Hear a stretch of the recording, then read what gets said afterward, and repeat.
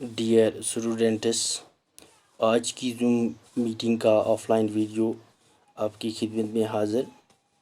तो आज का हमारा टॉपिक जो था वो एक्सरसाइज 3.1 है। और आइए इस क्वेश्चन नंबर 1 जो इसका है इससे सॉल्व करेंगे। और क्वेश्चन नंबर 1 जो है ये है गिवन हियर और सम फिगर्स, मीन्स यहाँ पे कुछ फिगर्स दी हुई हैं। ये है figure 1 2 3 4 5 6 7 and 8 figures are given and now हमें क्या करना है, classify each of them on the basis of the following. हमें इनको क्लासीफाई करना है। कैसे बच्चों? सिंपल कर्व इनमें से कौन सा है, सिंपल क्लोज्ड कर्व कौन सा है, इनमें से पॉलीगन कौन सा है, कॉन्वेक्स पॉलीगन कौन सा है, कॉनकेव पॉलीगन्स, जो हमने ऑलरेडी अपनी पिछली 3 वीडियोस में इनको डिस्कस किया है। तो बच्चों सबसे पहले हम देखेंगे इसमें कि सिंपल कर्व्स कौन से हैं। तो यहाँ पे आप देख सकते हो ये है simple curve, simple closed curve. Okay, simple curve कौन सा है यहाँ पे आप देख सकते हो। सिंपल कर्व मैंने आपको पहले ही बताया कि हम यहाँ से स्टार्ट करें और यहाँ से, और हमारी जो पेन है ये लेफ़्ट ना हो, तो इसे हम सिंपल कर्व कहते हैं। यानी यहाँ पे आके सेम पॉइंट पे ये दोबारा यहाँ पे आके यहाँ पे मैच हो जाए, ठीक है ना, यानी आपस में ये ज्वाइन हो जाए यहीं पे। तो दूसरा जो है, अब यहाँ पे ये वाली जो है ये भी है, क्योंकि अगर हम इसको इस पे फिंगर रख के, इस पे पेंसिल रख के इसको ड्रा करेंगे तो सेम पॉइंट से शुरू होती है और सेम पे एंड होती है। इसी तरह से आगे आप देख सकते हो ये वाला नहीं है, क्योंकि यहाँ पे पेंसिल और पेन लेफ़्ट हो रही है। अब अभी आप आसानी से उसको देख सकते हो। ये देखो यहाँ पे एक सर्कल आया है तो यहाँ पे लेफ़्ट हो गया। अब दूसरे को जब मैं ड्रा करूँगा तो यहाँ पे दूसरा आया, तो मीन्स यहाँ पे पेंसिल जो हमारी है वो लेफ़्ट हो रही है। इट मीन्स कि ये क्लोज सिंपल कर्व नहीं है। अब आगे फिफ्थ वाला ये देखते हैं। यहाँ से हम स्टार्ट करेंगे। यहाँ पे मैंने एक डॉट डाला, अब इस डॉट से हम ड्रॉ करेंगे और जब हमने ड्रॉ किया तो सीधा आके इसी पे ख़त्म हुआ, तो ये है सिंपल कर्व है। इसी तरह से यहाँ पे ये जो है ये भी सिंपल है, क्योंकि हमने यहीं से ड्रा किया और हमारी पेन जो है ये लिफ्ट नहीं हुई। अब 7 जो है यहाँ पे हम इसके मान लेते हैं, यहाँ से हमने इसको ड्रॉ किया। अब सेम ये आगे जाके यहीं पे इस यानी कि ज्वाइन हो जाती है, तो ये सिंपल कर्व है। ओके, तो अब देखेंगे हम इसी में सिंपल क्लोज्ड कर्व। ओके बच्चों, तो सिंपल क्लोज्ड कर्व कौन सा है इसमें देखेंगे हम, यानी सिंपल क्लोज्ड कर्व वही हो सकता है जो सिंपल कर्व होगा।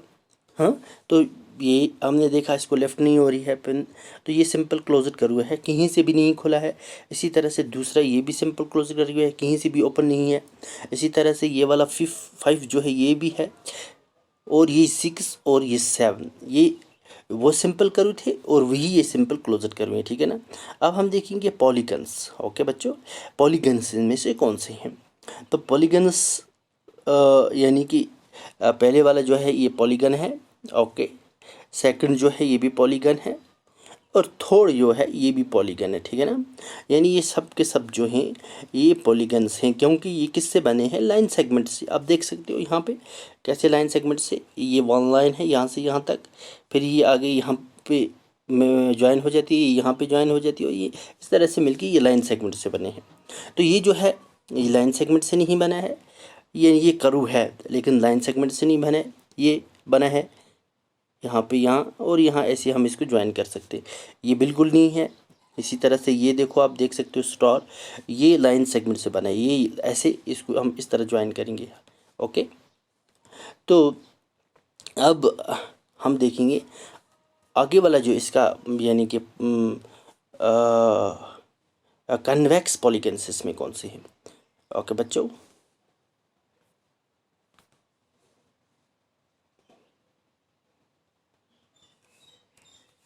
आई एम सॉरी ये मुझसे रह गए, कोई बात नहीं है, इसको भी यानी कि इसमें हम देखेंगे कि कौन से जो हैं कन्वेक्स पॉलीगन्स हैं। ओके, यानी कन्वेक्स पॉलीगन। तो कन्वेक्स पॉलीगन आप देख सकते हो, मैंने यहाँ पे इसको अलग से ड्रॉ नहीं किया है, तो ये आप देख सकते हो ये वाली शेप जो है ये कन्वेक्स पॉलीगन है। ओके बच्चों, तो अब हमें कौन सा पार्ट रह गया, कनकेव। कनकेव पॉलीगन्स में ये वाली आ जाती है और ये वाली, ये दोनों जो हैं ये कन्वेक्स पॉलीगन्स में आ जाते हैं, जो हमने ऑलरेडी पहले ही डिस्कस किया है कि कन्वेक्स पॉलीगन किसे कहते हैं, कनकेव पॉलीगन किसे कहते हैं, पॉलीगन्स किसे कहते हैं, सिंपल क्लोज्ड कर्व यानी इसका क्या मतलब है, सिंपल कर्व कैसे होते हैं, तो ये हमने पिछले 3 वीडियोस में इसको डिस्कस किया है।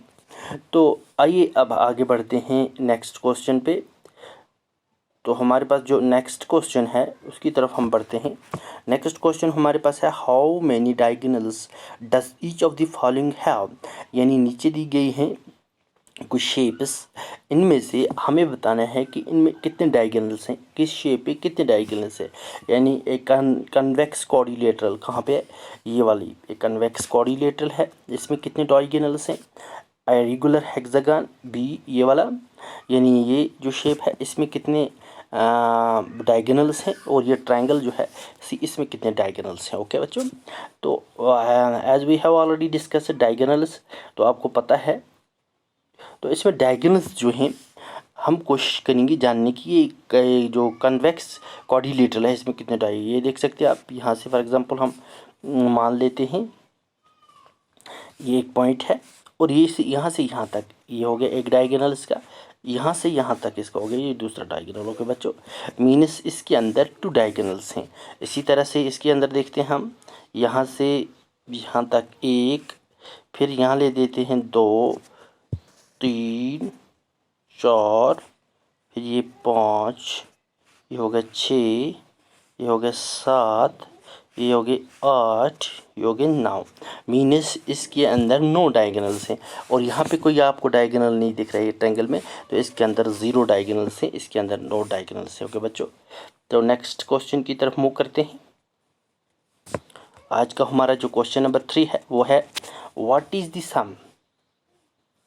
क्वेश्चन नंबर 3 जो है वो है, what is the sum, what is the sum of the measures of the angles of a convex quadrilateral? Will this property hold if the quadrilateral is not convex? Make non-convex quadrilateral and try.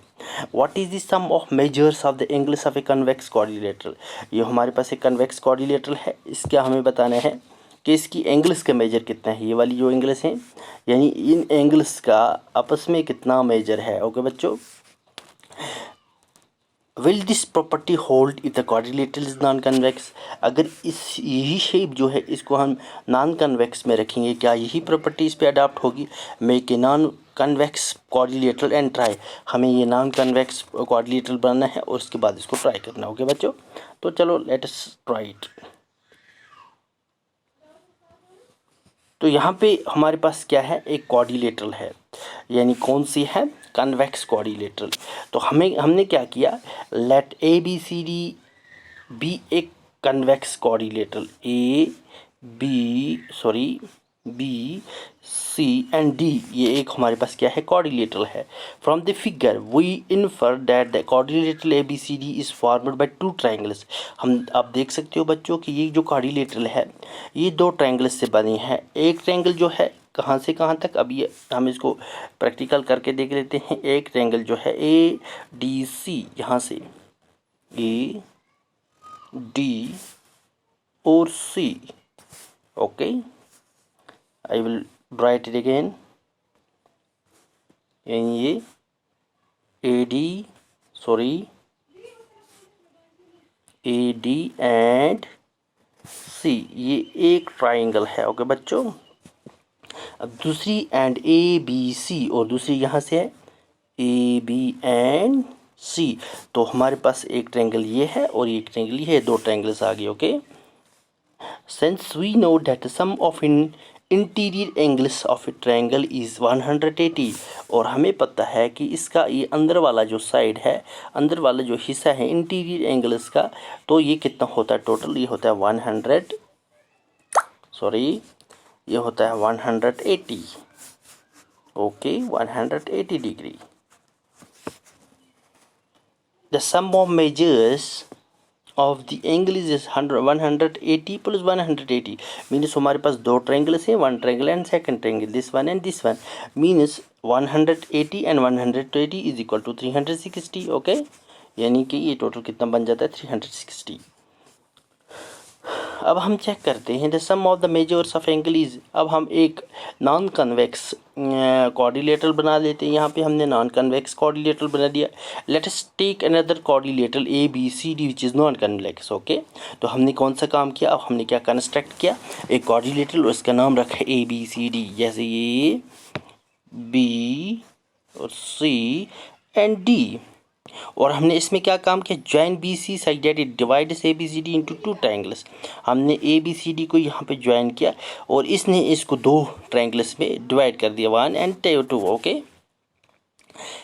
अच्छा अब क्या है, अब जो angle यहाँ पे एक angle आती है ये वाली एंगल 1, एंगल 2 और एंगल ये 3, इनका मेजर कितना है 180। Angle sum property of triangle, क्योंकि ट्रायंगल की जो है एंगल सम प्रॉपर्टी जब हम करते हैं तो वो कितनी आती है 180। ओके, तो इसी तरह से दूसरे एंगल नंबर जो 4 है और 5 और 6, ये तो इनकी एंगल सम प्रॉपर्टी कितनी है, ये भी 180 है। तो कुल मिला के angle 1 plus angle 2 plus angle 3 plus angle 4 plus angle 5 and plus angle 6, ये टोटल कितना है 180 प्लस 180।